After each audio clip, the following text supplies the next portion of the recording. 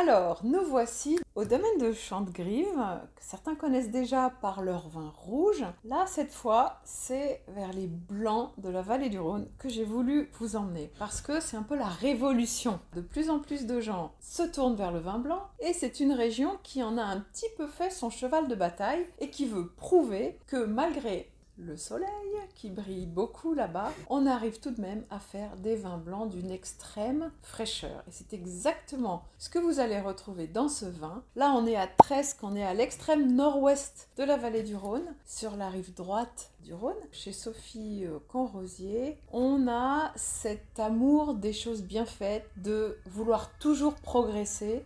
On a déjà parlé de leur domaine, mais juste pour vous faire un petit résumé, là, l'étape suivante dans leur progression vers la grande viticulture, on va dire, c'est d'apporter une notion d'éco-pâturage avec, pendant l'hiver, là, l'arrivée de moutons qui vont aider à fertiliser la vigne et qui vont aussi pouvoir manger toutes les herbes qui poussent entre les rangs de vignes. Donc voilà, c'est une notion un peu intelligente, win-win, de faire entrer des moutons dans les vignes. Ça se fait de plus en plus et c'est vraiment très très malin.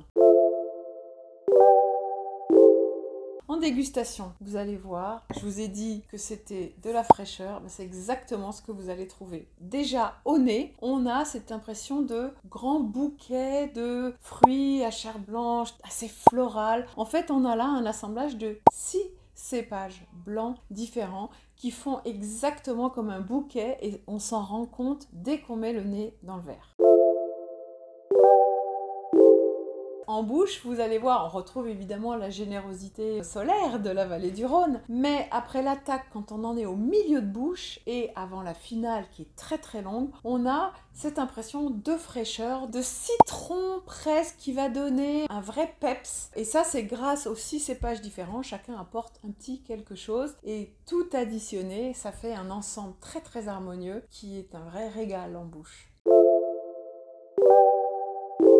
Alors, qu'est-ce qu'on va manger avec ça? Ben voilà, bienvenue dans les vins blancs très polyvalents, parce que ce soit des poissons, des acras morus, des tagines de poisson, une blanquette de la mer, là vous allez trouver ça parfait. Avec des viandes aussi, par exemple un poulet aux noix de cajou, c'est très facile à faire d'ailleurs, ce serait vraiment super. Et puis même pour les végétariens, ou quand on n'a pas envie de manger de viande, ce qui arrive quand même souvent, imaginez ça avec un petit risotto aux asperges ou un petit risotto aux champignons, parce que c'est la saison, ça aussi ce sera super.